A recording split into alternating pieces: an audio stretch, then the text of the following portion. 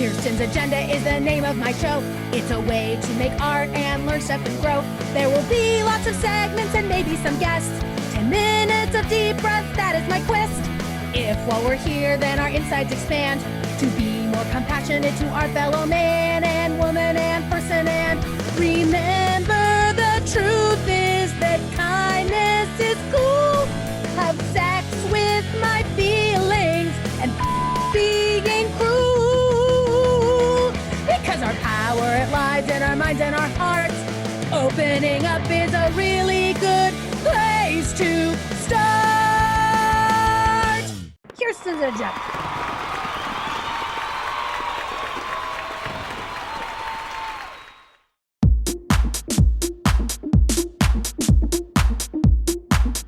When I was in high school, when we would do a play, the theater was connected to the drama class. So basically backstage is your classroom, right?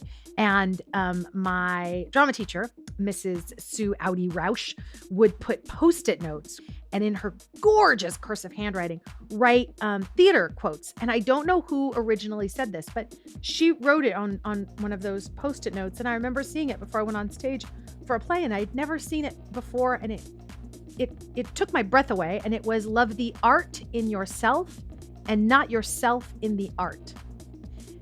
And I just love it because it takes the pressure off of me and is about like being, you're a wave in the ocean kind of thing. And I always try to remind myself of that. I feel like things go better for me when I look at stuff like that. And I would say the second piece of advice would be, don't be so hard on yourself. And I would say, like all good pieces of advice, sometimes we are good at following them, but that's why they're good pieces of advice, is that they're sometimes hard to follow. When I came onto the job, I was only going to be there briefly. And then Shamar and I did an episode, it was episode 2 or 3, where there was something about a bomb, and I stuck a breadstick in this bomb part and we're talking. And both of us realized as we were doing the scene, like, how you just jive with someone? You just, like, we had a comfort level. I had a comfort level with him that I don't have with a lot of people. And we barely knew each other. I mean, we didn't know each other. And we spent that whole day, like, talking and learning about each other, because it was kind of like, I already know you, so I should know you, right? And then we would giggle and joke around and call each other names and stuff like that. And the writers started to put that in. And then I started to come up with my own. And once they started to trust me, then they would be like, yeah, Kirsten, you say that. And a lot of times Shamar and I would call each other on the phone, and I'd say, okay, this is, if I shot before him, I'd say, this is what I said today. And then he'd know, so he'd change his line, or vice versa. And it was really fun. And I've done that with other cast members too, but it was super special what we did, because that kind of sexual harassment in a consensual way is a delicate dance that must be executed with precision. And we did it.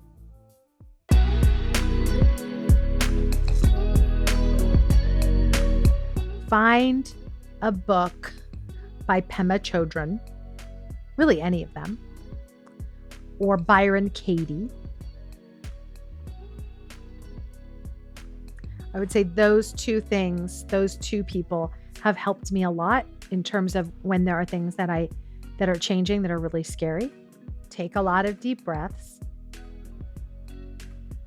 and have somebody to talk to that's outside of the change, that isn't the kind of person who's like, oh no, you're fine, or who's trying to hero you or anything like that.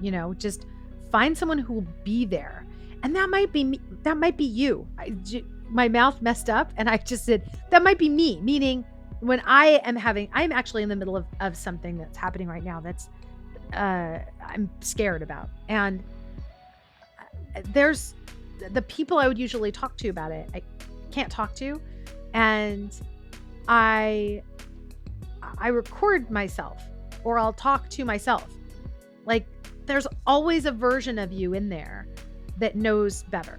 And you might even make up a person. Like, that's fine. Like, you can pretend that you're talking to a higher version of yourself or your late grandmother or whatever.